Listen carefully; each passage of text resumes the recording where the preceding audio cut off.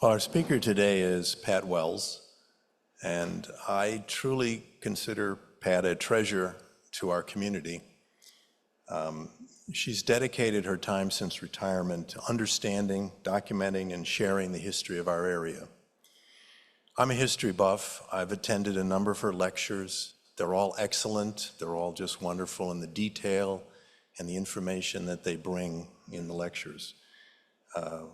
When I agreed to be an MPC, Pat was the first person I hoped that I would be able to bring to give a presentation to you.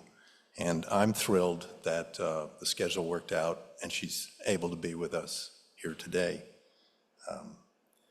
I just mentioned Pat is the vice president of the Chatham Township Historical Society. They have a great website. And her sister, Martha, is the president, so the president and vice president. And they do it. It's just wonderful. They have wonderful programs. And if you get an opportunity and you love the history, particularly the history of the Chatham area, highly recommend it. They're also members of the Friends of the Great Swamp National Wildlife Refuge. So please join me in welcoming Pat. Thank you. And since you guys appreciate a good story, that first song that you did that came from My Fair Lady reminded me of a funny story from our family. My sister and I were raised to Broadway music. Our mother loved it. So she had all of the albums with the original cast recordings. We know them all by heart. So we were still living up on Martha's Vineyard at a time when you could still buy a house for $30,000. And so a boyfriend that I had at college came to visit. And this was a boyfriend that I really didn't want to have anymore. So Martha and I drove all around the island one day to show him the island, because it is a beautiful place. And we sang Broadway songs at the top of our lungs. Now, I cannot carry a tune. She can, I can. He kept asking us to stop, and we didn't. Well, by the time I got back to college, he was willing to break up. So thank God for Broadway musicals. So the history of humans in the Great Swamp is about 14,000 years long. We don't have a lot of time this morning, so I'm going to highlight some of the things that I think are really interesting and hopefully help you appreciate what the Great Swamp has been through. All right, now we've got it. Okay, so you can see here this ridge along the center of the slide. This is Long Hill, the third Watchung Mountain, and it is what embraces the Great Swamp. It's why it doesn't just flow to the south and disappear. And this is, the swamp was never made to be stagnant. In its natural state, it's actually a very, very large, wide, moving river with the Passaic River coming through it and four streams, Great Brook, Black Brook, Primrose Brook, and Lewanika Brook all bring their water into the Great Swamp. And most of them are coming from the north and the east, and it all flows down to the southwest and leaves the swamp through the Millington Gorge, which you have, if you've never seen it, you wouldn't know you were in New Jersey. It's really neat. Now, in order to understand humans in the Great Swamp, we have to have some grasp of its geology. So what you're seeing here is how the Great Swamp was actually formed. And it came from the last incursion of the Wisconsin Glacier. And that was about 25,000 years ago. And about 23,000 years ago, it started to melt and recede. And as it did, it formed this huge lake called Ancient Lake Passaic. or glacial Lake Passaic. And it expanded and contracted several times. And this that you can see on the right is the size it was at its maximum expansion. So it runs from Liberty Corner all the way up to Pompton Plains, and at its deepest was about 200 feet deep. So you can imagine what the landscape must have looked like at that time. Now, at about 19,000 to 14,000 years ago, it is when it formed and drained repeatedly. And by about 14,000 years ago, it reached the point that it exists in now. It was drained enough that there were essentially 3 great swamps left from it. And that's the Great Swamp, Troy Meadows, and Great Peace Meadows. And I bet none of you have heard of Great Peace Meadows before, but it is almost as big as the Great Swamp, and it's just this huge amount of protected swampland. And once again, you kind of think, swamp? Oh no, it's a beauty. Okay, so what we're looking at here is the bedrock of northern New Jersey. And we're seeing there that sort of at an oblong angle. The Great Swamp is tucked into the bottom of those brown arms. Those brown arms are the Watchung Mountains.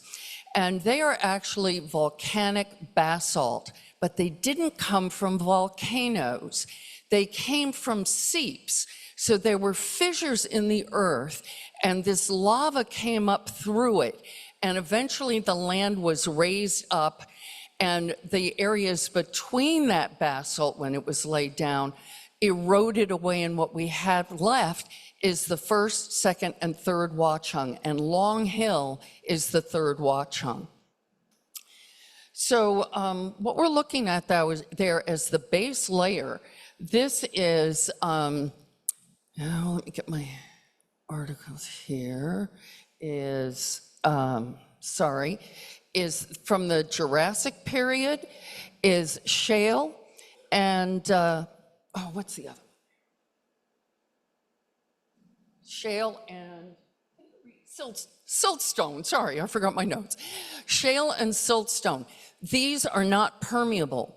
So when you have this as a base layer, water cannot get through it. But then, okay, there we go. All right, so here is what we call a superficial layer, or the surface layer. And this is a very cool map because that green line that you're seeing there, that is the greatest incursion of the Wisconsin Glacier. That's where it ended. And what it left behind is glacial moraine. And that's a lot of gravel and clay, and it's the reason that there were brickworks around here. Now, the thing that I want to point out here is right there in the middle. And that pretty turquoise and purple area, that little spot there in the middle, that's Great Swamp. And it's made of 2 things. Glacial melt brought all of this soil down. So as the glacier melts, it melts from the top and the bottom. So streams come out from underneath and bring silt with it, and waterfalls come off the top of it and bring silt with it. And then over the millennia in which it was that great lake, there was a lot of clay in the water, and that clay precipitated out. And that is where you see the pale purple, and the blue is where you see the silt that came down in the rivers. Once again, clay, it's not permeable. So this is why these 2 things, the bedrock and the superficial layers, are why the Great Swamp stays as the Great Swamp. Okay, so this is about the Great Swamp and humans, the good, the bad, and the ugly. So we're going to look at how the Great Swamp was treated by humans and how the swamp made certain things available for humans. So in the pre-colonial period, the humans and the Great Swamp got along pretty well. And we start out with the Paleo Indians, and they arrived just as the glaciers had finished melting, and we have the Great Swamp pretty much in its finished state that we see now. And it was still cold. These people were hunting hairy mammoths and caribou. So that's what we had right here at one time when these people first arrived. And we actually have materials that were left behind by them. So we absolutely do know that they were here. We don't know at what point these Paleo Indians became a tribe that called themselves the Lenape. So when one transitioned into the other, we don't know, but they were here for a very long time. And they, as the Paleo Indians did, used the Great Swamp like a big box store. It had everything they needed.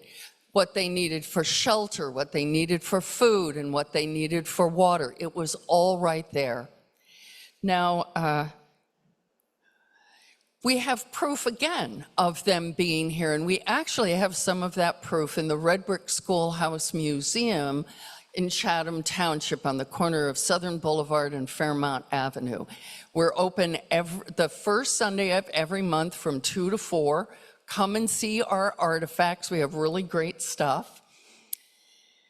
And this group of Lenape lived in small family groups, and they had shelter that was either animal skins in the winter or woven mats that came from grasses from the Great Swamp in the summer.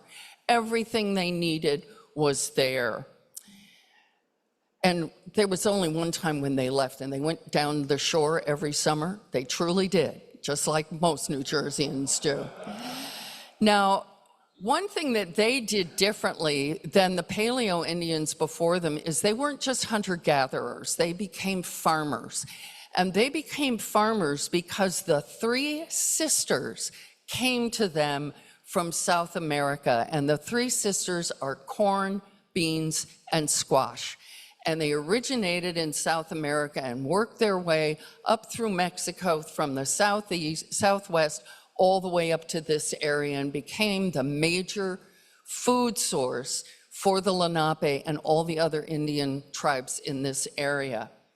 Now, the problem is corn is not kind to the soil.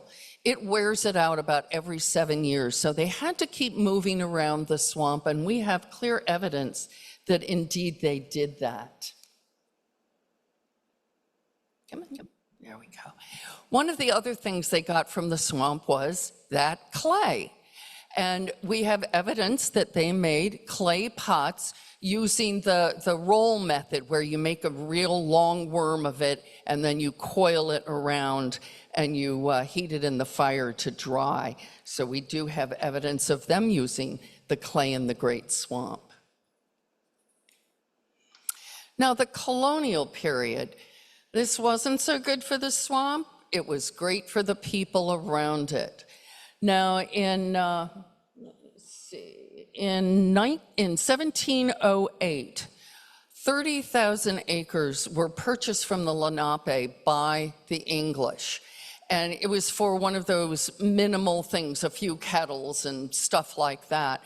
But the important thing about it was the Lenape, like every other Indian tribe that sold its property, they did not understand that this meant they were supposed to vacate it.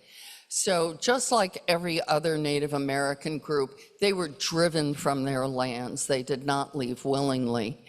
So the colonial people, they found the swamp as a resource that they looked at as bottomless, but we know that it's not. And they used this for lumber for houses and outbuildings, wood for shingles and clapboards for their houses, wood for wheelbarrows, barrels, farming equipment, for heating and cooking, essentially that, and also for charcoal making. And they needed charcoal because there were forges around here. There was iron found around here and in the Whippany and Parsippany areas. And you have to have really, really hot fires to forge iron and to melt iron, hence the need for charcoal. And These are the kind of houses that they lived in. This is called an East Jersey cottage, and most of them were built like the one on the left. Very small, 2 rooms down, 1 room up. The big room downstairs was the kitchen, and that's essentially where you lived. There was a smaller room in the front, and that's mostly where you entertained guests. And then there was a single room upstairs for storage and for sleeping. And my sister and I live in an East Jersey cottage that overlooks the Great Swamp. And our house was originally the size of the one on the left. It has since been expanded. But at the time, it was that small. 9 to 11 people lived in that. So this was the common living condition for people who were originally settled around the swamp. And it's really interesting. Once you recognize this format where you have a story and a half and you have knee windows above the first floor, that is an East Jersey cottage. And there are a surprising number of them that still exist around the northern and eastern side of the Great Swamp. So pay attention as you drive around on Southern Boulevard and Lees Hill Road, and you'd be surprised at how many of them you see. The house on the right is an expanded East Jersey cottage, and it's right there on Lees Hill Road. You can easily see that. And these houses all had a chimney that served 2 rooms, and the room it served in the kitchen had a gigantic fireplace. This was the source of heat, the source of food, the source of life for the people who lived in these houses. Okay, charcoal burning. This is really important because it requires a tremendous amount of hardwood. And these charcoal burners worked in the Great Swamp just like they did all over Europe. And they built what were called pit kilns. There really wasn't a pit, it was just all of these logs that were piled up in this great big teepee of a form. And it could be 100 yards wide, it could be 6 and 8 feet tall. And it was all this wood that was piled up with a vent chimney in the middle. Then it was covered over with sod and dirt to hold the fire in, and then the logs were lit from the middle and from below, and for about 2 weeks, it would burn this way until all of the wood was turned to charcoal. And there would be about 1/4 of the amount of charcoal that you started out with wood. But the charcoal is now pure carbon, and it's going to burn hot. And that's what you needed at the forges for the iron, and that's what you needed at the blacksmith. So this used a tremendous amount of wood out of the Great Swamp, mostly hardwoods. The Revolutionary War comes along. This is really great for the humans, but not very good for the swamp. It works as a barrier between the Continental Army and the British. It also provides food for the troops and a source of fuel for the troops. Now let me guide you through this map.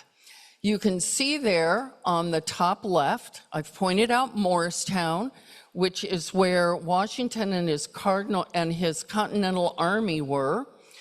And this was for the winter of 1776, and also, the winter of 1777, January through May, after he won the battles at Trenton and Princeton. He came up to Morristown, and also from December 1779 to June of 1780. And the reason he went to Morristown was because of the Great Swamp, which is pointed out there just below Morristown, and Long Hill, which is what embraces the Great Swamp. And then we have the sweep of the other 2 Watchung Mountains. And the only way you can get through them is the Hobart Gap.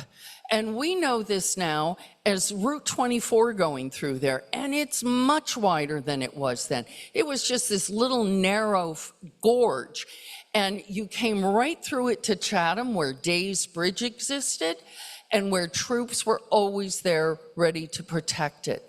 Now, where were the British at this time? They were in New York City, Staten Island, and New Brunswick. And the only way they could get to Washington and his army was over the Watchung Mountains, through that gap, or through the swamp. And they never got there. They intended to, but they never could.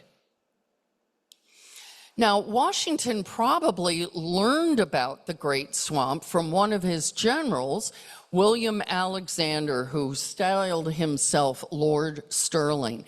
And at the time, he owned most of the Great Swamp. Unfortunately, he was a very poor businessman. He was a good general, but he was a poor businessman, and he lost all of that property to bankruptcy.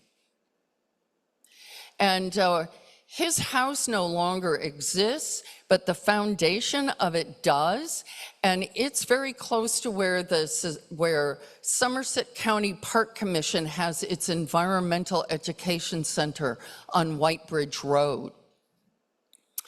Post-revolution, getting good for the people, they're moving in, they're expanding all over this area, but they're using the swamp more and more for lumber, for all of the things that you need to create a home and a business and a life.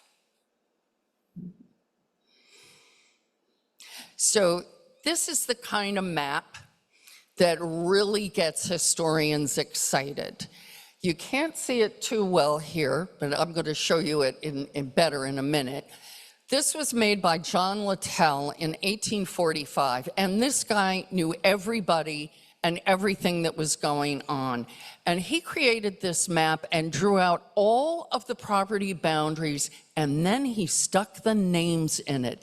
And that's what makes us excited, because we know who was there, then we can find their history, what they did, how long they were there, and things like that. So what he put on here, he marked where all the houses were.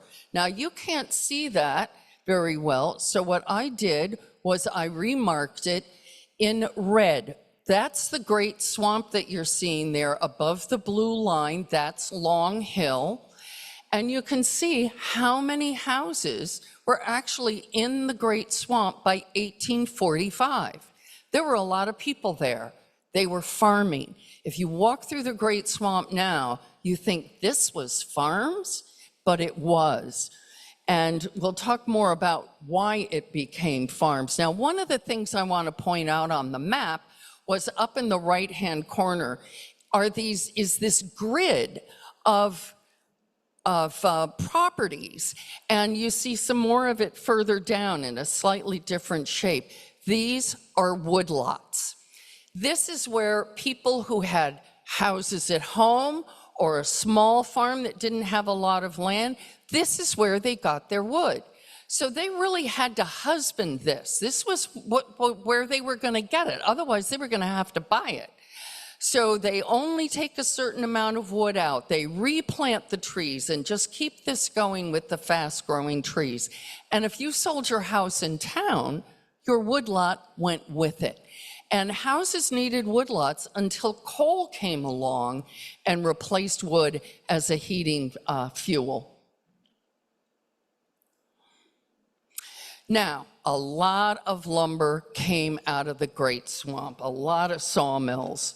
So this is how it was originally done. Over there on the left, you see the original sawmill. It's two guys with a two-man saw.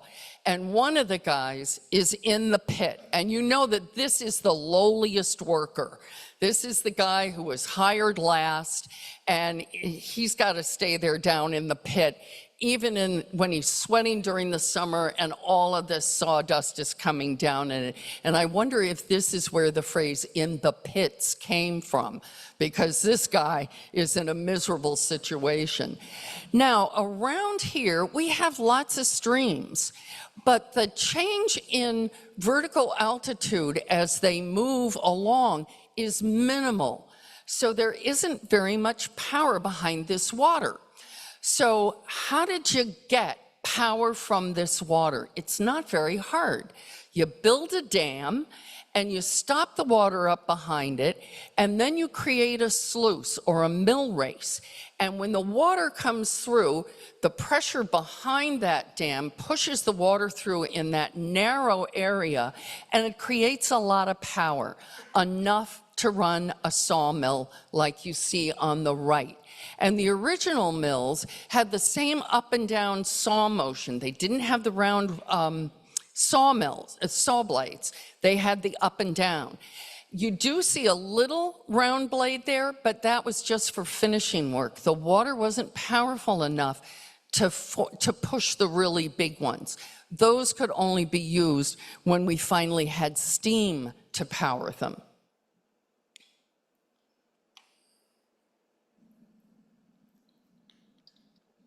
This is a part of the Littell map that shows one of the mill ponds. And if any of you know where AT&T, now Verizon, is in Basking Ridge, behind it is this great big pond, Osborne Pond. That was originally a mill pond for, what was his name? Ricky. Mr. Ricky built the original dam, created the mill pond, and it was a sawmill. And it was a sawmill through many, many hands, through Ricky and Baird and Osborne. And when James Baird finally got it back into the family, it was actually had become a pumping station, and the water from that pond was actually being used by Basking Ridge as their water supply. And interestingly, this pond is formed by the Passaic River, and it comes in as this little tiny stream. It's still just a baby river when it first comes into Osborne Pond. Now, another one that was on Littell's map is the mill from Samuel Roberts, and this is in Green Village. If you go through Green Village and go straight north out of the village, you're on Dixon's Mill Road, and there were two mills there. There was Samuel Roberts, and further along, there was Dixon's Mill, which was the dam that is still there, that backs up what everybody calls Silver Lake, and it's right on Blue Mill Road. But all along Dixon's Mill Road used to be a mill pond. It was flooded. There's still a stream that goes through there. Which one is that? Oh, can't remember. And it still floods after hurricanes. When we get a hurricane, we get a mill pond back there again, and you can imagine what it looked like.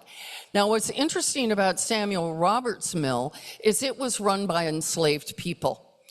And he had about 11 of them. And this was his house there on the left. It still stands. There is a historic marker near it. And in the middle of the picture is the mill, which does not exist anymore.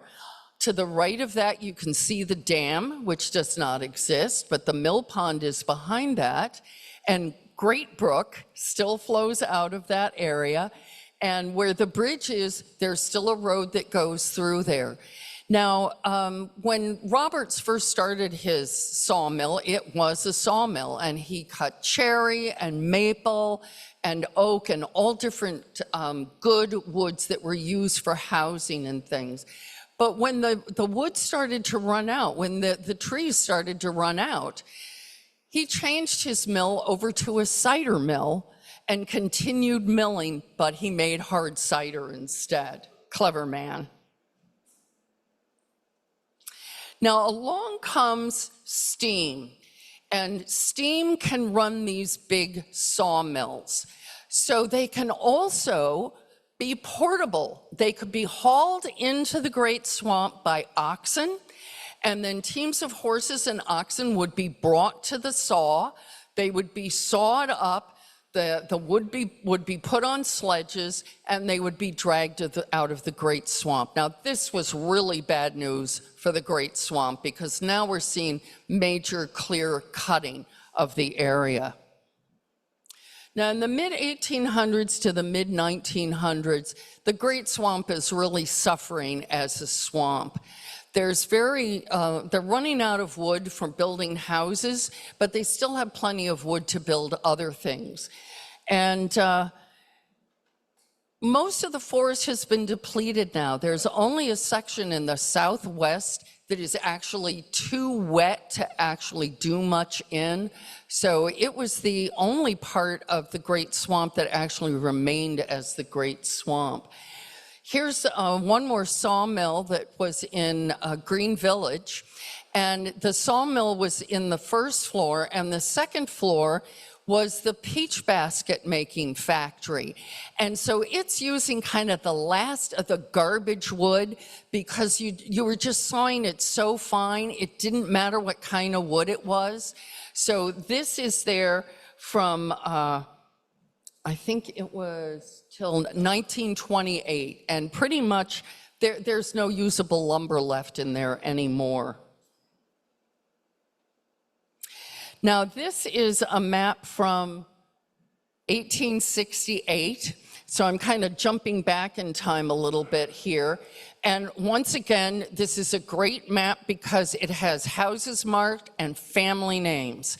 What's also neat about this map is that it marks out 5 schools that were either in the swamp or right on the edge of the swamp. And they needed these country schools because there were so many farm families with children, and you had to have schools within walking distance of little kids. So we see all of these schools around the swamp. There are only 2 that remain. Actually 3 that remain. The one in Green Village is now the Green Village Deli. Doesn't look anything like the school that it was. And the Swamp School still exists. It's a private house, and it's right on the corner where Pleasant Plains Road and White Bridge Road cross. There's just this little house there. And you can see it here on the left. This is what the school looked like with a bunch of the kids. 1 school, 1 teacher, 8 grades. One teacher taught everybody in this one little space. Right across the road from it was a church that no longer exists. The foundation is still there, but the church is gone. In the rest of the villages, the school was usually used as the church. This is a photograph from high up on the long hill above Myersville. So your back is to Long Hill, you're looking across the swamp to the north. You can see there are no trees in the swamp. You could see across it. The Zander family lived off of Myersville Road, where the road no longer exists because it's wilderness now. And they said they could see a buggy with its lights at night coming all the way from Myersville 2 miles away to get to their house. You could see it through there. Luckily, that is no longer true. Now, the Zanders had the last sawmill in this area. It's in the area that is now wilderness. When the Great Swamp became the National Wildlife Refuge, there was almost half of it became wilderness. And the only way it can be wilderness is if you do not have any motorized vehicles in it. So nothing with an engine can go into this wilderness. And we actually have trail maintenance people, volunteers, who go in and maintain these trails.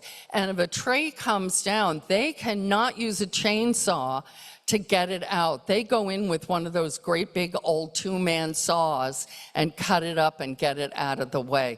Lots of great volunteers at the refuge. And here we see the last of the Zanders with his great big saw. You can see the big saw blade there at the lower right. Now, this is a map that comes from 1900, and it's showing the forested areas that remain in the Great Swamp, and it's the darker green. But what's interesting is those dark green areas also have the demarcation that this is marshland. So there may have been trees there, but it was still wet. It was unusable as farmland. All of the white area is farmland. So a huge amount of Great Swamp was farmland at this period of time. It turned out that it's not good soil. So for the most part, you couldn't grow good grains. You were mostly growing lowland grasses and also pasturing sheep and cattle. One of the things that did grow well in the swamp were peaches. And Louis Noe, who was quite a businessman and at one time owned more property in Chatham Township than anyone else, employed more people than anyone else, and he was a peach tree expert. And he had a nursery where he grew peach whips, which are the little tiny trees that you start out with that you graft onto other trees so you have really good peaches. He was known nationally for his expertise in this. And he and his brother-in-law did this together, Oscar Brandt. And about the turn of the century, a scale came through from the Orient, starting in California. And Noe knew this was coming. So as it's coming across the nation, he sells his part of the business to his brother-in-law and gets out of the business and goes into the greenhouse business instead. Well, somehow Oscar Brandt made it all work, and he was still a fruit grower even after the joking of his brother-in-law. Now, if you ever go into the swamp, if you go to visit at the Helen Fensky Center, as you're driving in there, just off to the right is an area where there used to be a brickyard. And these bricks, they made thousands of bricks there. And one of the buildings that was built out of these bricks was the Presbyterian Church in Basking Ridge. And it was the third building to be built there. But it's a gorgeous one. It has a very old cemetery around it like this did. And it was the one that had the 600-year-old oak that had to be taken down by cranes because it was going to finally die and fall down onto the cemetery. So that building came out of the Great Swamp.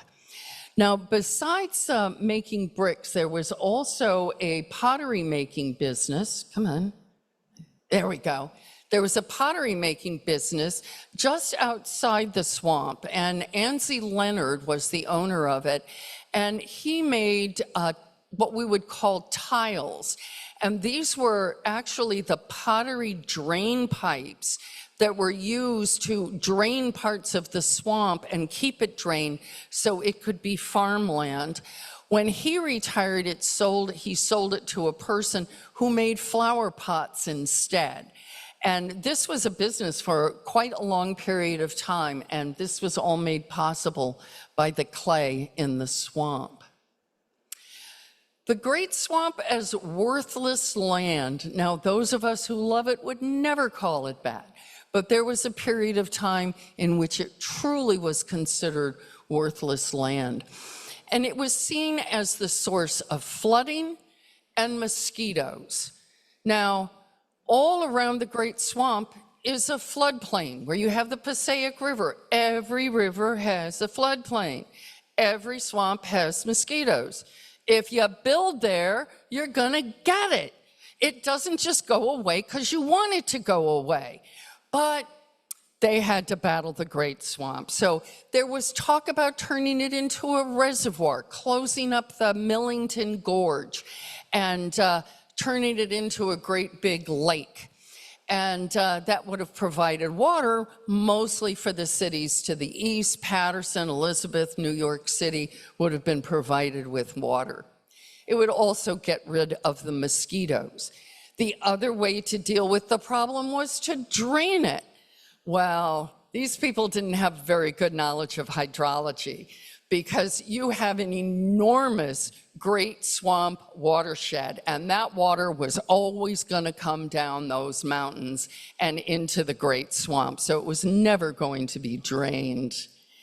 However, in the 1920s and the 1930s, with the Civilian Conservation Corps and the Civilian Works Council, I don't think that's right. Thank you. There were huge numbers of work groups that went into the Great Swamp and helped it drain better. All of the things that humans had done to it at this point, building dikes and dams and drains to turn it into farmland, had created a stagnant swamp. It was never meant to be stagnant. It was not created as a stagnant area. So they went through, they deepened the parts of the Passaic River that flowed through it and emptied it. They dug out the bases of the creeks. They straightened Black Brook. And even today on maps we can see, and it's that area right there still exists as Black Brook, a straight line. And it started draining the Great Swamp again. It helped the water move, and it helped with both flooding and with mosquitoes. The Great Swamp is wilderness, and half of it is now wilderness, as I described to you before. The kids who grew up around the Great Swamp, if there was frozen water and they had skates, they had the biggest skating rink in the world, and it was skated. We heard wonderful stories from Helen Fenske's children about skating all over the Great Swamp. So it was a kid's paradise. There were still berries in there, especially in the southeastern section that was never completely denuded. Huckleberries in particular grew there. We have a lot of blueberries, high bush and low bush blueberries, still growing in the Great Swamp. And people would go in and pick them and get lost. It didn't matter if they had lived there all their lives, they could still get lost. Although one gentleman, Fred Mealy, went in and didn't get home by the time his wife thought he should, so she sort of contacted the local volunteer firemen, and just as they were getting ready to go in and search for him, he came out and he was indignant that anybody thought that he could get lost in the Great Swamp. So besides berries, there are lots of evergreens and things like that scout troops for many years would go in and pick and sell during the holiday season. And they were so successful at it that there came a point when they had to stop doing it for several years so that it could regrow. There was also hunting. Hunting never stopped in the swamp. And it actually was to such a degree that the native deer and turkeys disappeared. There were no deer. They actually imported them from Pennsylvania to restock the deer, and I'm sure we all curse them now for doing that. They brought the turkeys back, which we do not curse them for unless you're being chased by one of them. Also, there were a lot of people who appreciated the swamp as an area for birding, and there was an Audubon group in Summit that was led by the Mr. and Mrs. Hand, James and Grace Hand, and this couple were some of the real movers towards saving the Great Swamp when it came time to do that, because they had such a love for it. There was also a gentleman in the Great Swamp named Charles Rummel. And he was a German immigrant. He was a self-taught entomologist, and he recognized the Great Swamp for the bounty that it was for lepidoptery, both butterflies and moths. And a certain kind of moth was actually his specialty. And he loved to share this information with anybody who would listen. And there were lots of kids who listened. And two of them were Lincoln Brower and Jane Van Zandt, both from Chatham Township. And he introduced them to lepidoptery in the Great Swamp. Jane Van Zandt, both of them got their doctorates in entomology. They married, later divorced. Jane did some of the really interesting research in mimicry, how admiral butterflies, who are not toxic, imitate monarch butterflies, who are. And she was the one who figured this all out. Lincoln Brower did most of the research that we now accept as just everybody knows this. Monarch butterflies fly to Mexico and back. And he did the research on that, found where they were, and worked very, very hard on conservation of this migratory route. So we have the Great Swamp to thank for that. The dumbest, ugliest idea ever. Okay. This is the New York Port Authority thinking they needed another airport, and right here was the best place for it. And this was a great example of the public saying, oh no, not here. It took them 10 years to finally absolutely protect the swamp, but they did it. And if you want to know the story, be sure that you watch Scott Morris's film, Saving the Great Swamp, The Battle Against the Jetport. You can watch it, you can rent it from, or not even rent it, you can check it out at most of the libraries surrounding the Great Swamp. You can also get it online for like $4 for the night from Amazon. It's so worth it. You know the end, but it's so seat of your pants as it goes along. It's just a terrific film. Scott is a really great filmmaker. He also made another film. Oh, and by the way, his film is based on Cam Cavanaugh's book, Saving the Great Swamp. This is a book that tells the whole political story of how it was saved, and it's the most readable political book you will ever read. Cam was a fabulous writer. And Scott was very, very lucky that she was still alive at the time he made the film. She's actually in the film, and he used her as a resource because she really knew her stuff. You may find the book in your library, any of the rest of them that are online. We, as the Chatham Township Historical Society, snap them up as fast as we can so that we have this collection of them for the future. But Scott also made another film recently, American River, and this is about the Passaic River. The Passaic River is a fascinating story. It's only about 20 miles from its headwaters in Mendham to where it reaches the mouth at the Hudson River, but it goes round and round and round and round. It's the only river in the United States that goes in every compass direction to get to its end. It's the twistiest river you'll ever see. It's a fabulous movie. Scott is a great movie maker. I can't, yeah, he's from Chatham Township. He lives right here. Great, very good. So, thank you very much. If you have any questions, I'd be glad to answer them. And please, please come and visit us at the Great Swamp.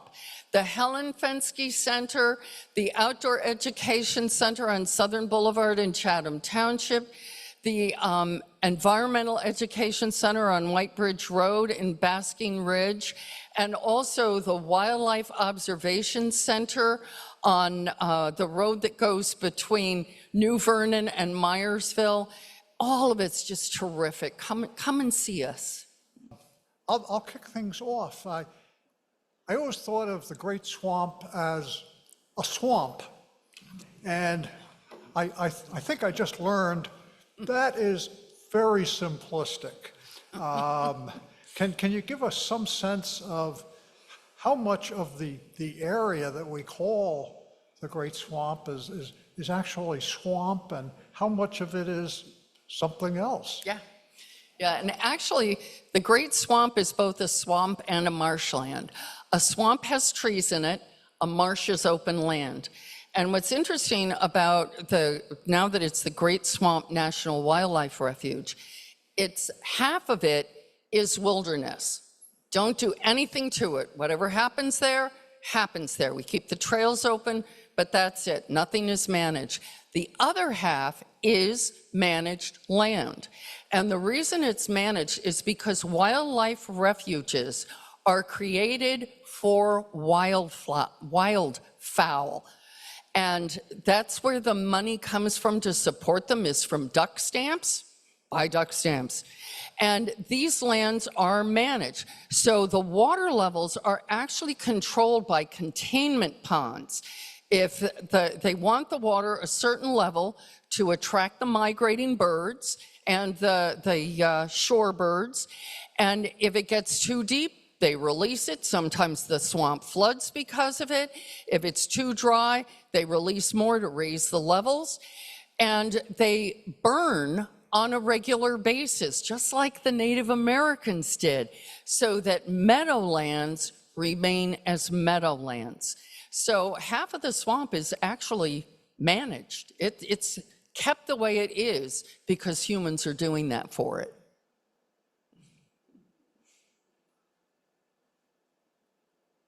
I have to say that was probably one of the most informative speeches we've had here. I want to go to the swamp, but my big question is mosquitoes.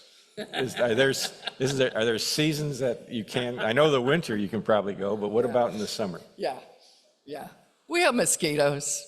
We have some pretty good mosquitoes. We do. We have tree swallows, we have purple martins, we have bats, we have 7 different species of bats, including 3 rare ones that live in the Great Swamp.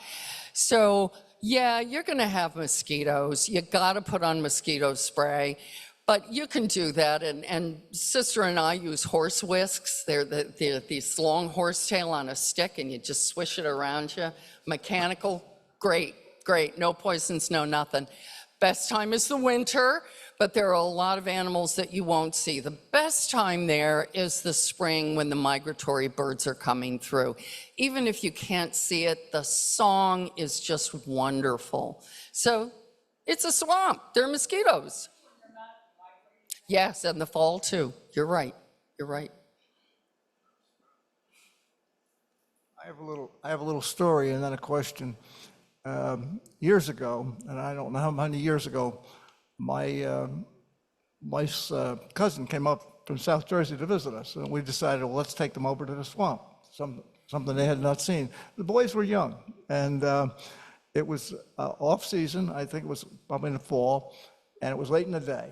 We parked the car, and we get on those little boardwalks. We walk out, and the adults, of course, fell behind the kids, and we went out to the blind out at the end. I remember coming back. We get back to the car eventually, and the boys are missing. And you know, that's a parent's worst fear, in a swamp especially. We're picturing alligators and snakes and all that sort of thing. And I really was imagining helicopter searches or something. I really was scared. It's been done. Well, that was my question. I was going to come to that, was have you ever had to rescue someone or sense, because eventually our boys came back, but we were the only car left, and we were really, it wasn't until they grew up and had children that they understood that fear. And they told me that, Dad, you know, we never realized how worried you were. Yeah. So there you are. And actually, there have been helicopter searches of the Great Swamp, and one of our brothers was a swamp rat as he was growing up, because as I said, we lived right across the swamp, and he and his friends would go and spend hours, the entire weekend in there. And one time he brought back a tree frog and put it in one of his terrariums. Well, about 2 o'clock in the morning, this tree frog starts to sing. It sounds like something from outer space.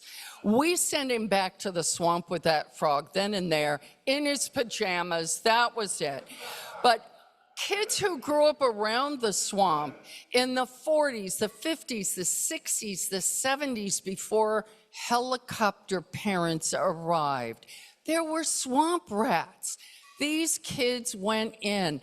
Every now and then they got lost. And one of our brother's friends went into the swamp with his Great Dane once, and he got lost. And it was when it was getting cold at night. I think it was in October. And he and the dog cuddled up for the night, and searchers were already out looking for them. This is pre-cell phone. You just had to keep looking till you found them. But the next morning, dog led him home. So yes, and God, as recently as 2000, I think, I remember a helicopter all night long doing the grid back and forth, that the guy's cell phone had pinged a couple of times, but then they couldn't find him. So yeah, there are searches. Yeah, they did find him eventually, yeah. So what I got out of that is don't go out there without a dog. That's true. That's true. And you can't walk in the swamp with the dog, but dogs are allowed on the road. And every Friday morning when we go for a walk, our dog goes. She's the mascot. We get out of the car and all these people are around there and they say, "Oh, hi, Libby." "Oh, hi, Pat. Hi, Mark."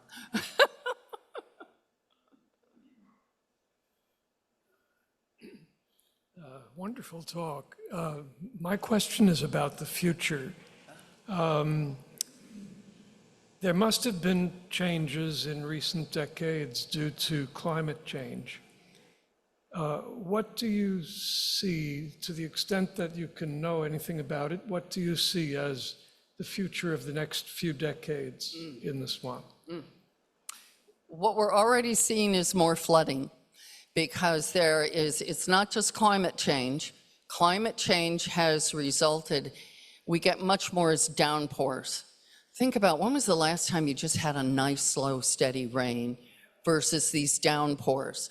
So when you get a downpour, not as much of it sinks in, it runs off, and it runs off into those four streams, into the Passaic River and into the Great Swamp. One of the beautiful things about a swamp is it is a sponge. It can contain a tremendous amount of water. And very often when we have a large amount of water come in, there is no flooding. The road through the swamp might flood, but the Passaic River doesn't flood. A lot of times with these downpours now, it does. We get a lot more flooding. And the other part of it is there's a lot more hardscape in the watershed. A lot more buildings, a lot more parking lots, a lot more roads. So I foresee a continued problem with more water and more water. And more. We're going to have more flooding. There's no way around it. We have a question online. Rich Lander, you can unmute and ask.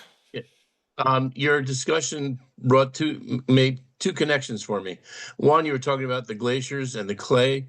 We used to go fishing above Gillette, above the railroad tracks, in an area we called the clay pits. And I never made any kind of connection other than that. They had a lot of fire ants too. I found out about that one time. It was very painful. The other was, you were talking about the map drawn by Littell. There's a historic house in Berkeley Heights called the Littell Lord House. I was wondering if any connection. There's a whole historical group associated with that, and I was wondering if you had made any connection with them on the Littell connection. I didn't hear which the house was. Okay, try it again. Oh, the Littell house. Yes, I believe that is related to John Littell. There was a very large Littell family around. I couldn't tell you what the actual relationship was, but most likely it is. Littell's everywhere. And the one who did the map also did a book that was all of the genealogies. That's another thing that's very close to my heart, is Littell's book. Yeah. It's everywhere. Thanks. Thanks for the presentation. FYI, I live across the street from the Great Swamp, and a couple warnings: don't go off the trails. I was lost for about 3 to 4 hours, couldn't find my way out. I often hear helicopters going in, maybe a little while ago, looking for children. So this is a reality. You cannot tell where you're going in that place. The second myth, we don't have mosquitoes. So whatever it is, the balance of nature and all this other stuff, but I don't suffer from that. Water problems, yes. Now, finally, my question. There are a number of houses that are in the Great Swamp. Can you, I mean, on Pleasantville Road, I think it is, can you tell us the status of that? Are they grandfathered? Are they owned by the government, or what are they? Well, a lot of them on Pleasant Plains Road, that's going from New Vernon into the swamp. Those are privately owned. There are some areas along there that are Great Swamp. There is a map that we have of the Great Swamp that shows the current landscape, and there are these crenellations all around it where there is land that is still privately owned. But then some of that area is marked off as pre-approved to purchase if the money is available at the time the property goes for sale. At the time that property was first being bought up for the Refuge, a lot of people sold their property with life rights. And so if you used to drive down to Great Swamp greenhouses, there was a house in a barn, and further on there was another house in the barn, and at some point they got torn down. That was when life rights expired. And almost every time the Great Swamp purchases a new piece of land, they just got one on the corner of White Bridge Road and Myersville Road going into the swamp. It's a red house that's still standing, but that will be torn down because they can't maintain them. They don't have the money to maintain them. So it's more important for them to get the land and protect the land than to try to keep one of these houses. So a lot of them will disappear. And the swamp gets bigger. The swamp gets bigger. Yeah, yeah. Last question goes to Mitch Erickson online. Mitch, go ahead, unmute. Thank you. Right in our backyard, we got this place that a lot of us know, kind of, sort of, but now we know a lot more about. My question has to do with the National Wildlife Refuge system, and specifically the part of the Great Swamp that's a National Wildlife Refuge. There's like 500 of these things across the country, and the budget from the federal government is about 500 million. So on average, about $1 million a year goes into each one of these refuges, which has to do with the staff and their equipment and buying seed to grow the appropriate crops for the ducks that are flying in, and so forth and so on. So as government projects go, 500 million bucks or $1 million a refuge is a pretty darn good deal. Now, my question is, we were talking about the future, and what's the future of the wildlife refuge systems? And first of all, there's anything's a threat in this day and age, but I think there's enough political grassroots across the country that the wildlife refuges will stick around. What's your prognosis on the federal funded part of the Great Swamp? Yeah, it sounds like a lot of money, but the Great Swamp Refuge is actually part of the Lenape Refuge Complex. It's 2 refuges here in New Jersey and 2 in New York State. And our staff of 6 people, one of them is a maintenance man, our staff of 6 people covers all 4 of those refuges. Costs go up. The amount of money that is set aside for refuges does not. So every time somebody leaves, they rarely get replaced. So what the refuges are dependent upon now are volunteers. almost all of the services, with the exception of the burns, most of, some of the wildlife maintenance, almost all of the services that are given to the public in the Great Swamp are from volunteers. Our volunteers build the boardwalks, maintain the trails. They go out there with the two-man saws and cut down the trees when they have to. They man the visitor center. The visitor center is only open when we've got volunteers who can be there. But we can only have volunteers there if one of those 6 people is on the property. So there's this tremendous group of people who volunteer for the Great Swamp, but we're still dependent on that very, very limited staff. We also don't have the money we need for infrastructure. We're very lucky. We're just shocked that we're getting an expansion onto the visitor center that was approved about 2 years ago. And that is now being built, and we're so lucky that it was approved when it was. But we don't have people watching the swamp anymore. We used to have an individual person, our version of a policeman, who oversaw the swamp. And we have vandalism problems. We truly have vandalism problems. And the fewer staff you have, the more vandalism you have. So it's kind of frustrating. When we see somebody going 40 miles an hour through the 15-mile-an-hour zone, we just have to step aside and hope they don't hit anyone. You know, it's kind of scary. Thank you. Yeah. Oh, and by the way, you have to join. Yeah, the Friends of the Great Swamp. And we have the Friends of Great Swamp, we have a newsletter that we put out 3 times a year.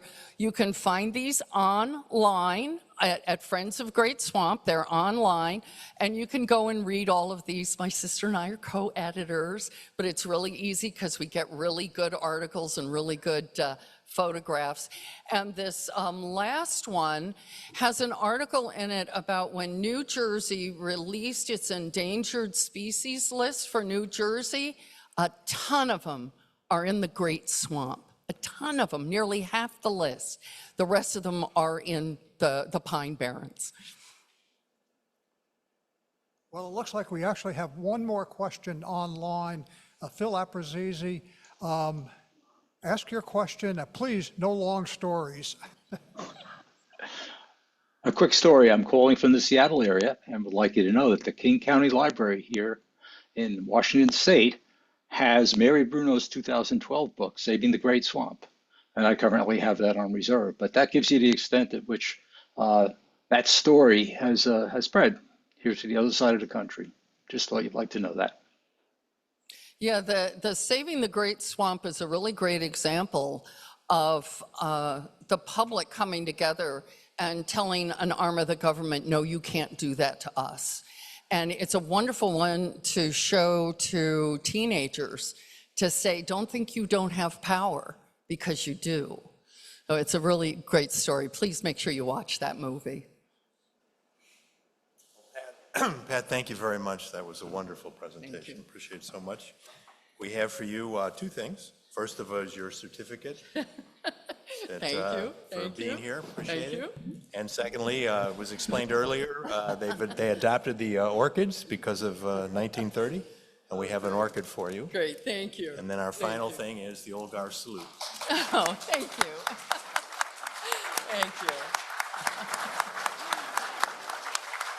Thank you. Thanks.